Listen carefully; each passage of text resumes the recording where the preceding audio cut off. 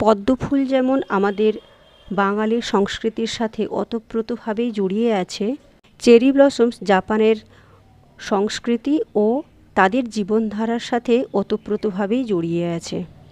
আমার আরও একটা নতুন ভিডিওতে তোমাদের সবাইকে স্বাগত। ছোটবেলায় মনে পড়ে যায় এই গরমের সময়টার কথা।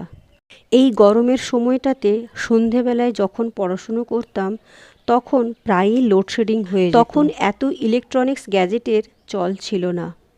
মায়েদের কাছ থেকে লুকিয়ে খাতার পেজ বা কাগজ কেটে আমরা এই ধরনের পাখা বানিয়ে হাওয়া করতাম।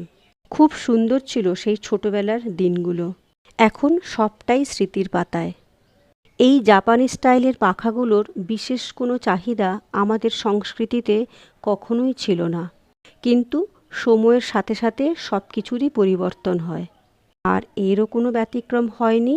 এই ধরনের পাখা এখন ঘরে ঘরেই দেখা যায়।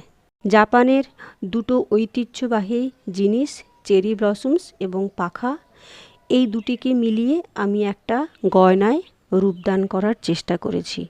কেমন হয়েছে সেটা অবশ্যই তোমরা কমেন্টস করে জানিও। আর এই গয়নাটির নাম রেখেছি ফিউশন জুয়েলারি। এরকম ফিউশন জুয়েলারি তোমরা আরও দেখতে চাও কিনা অবশ্যই কমেন্টস করে জানিও।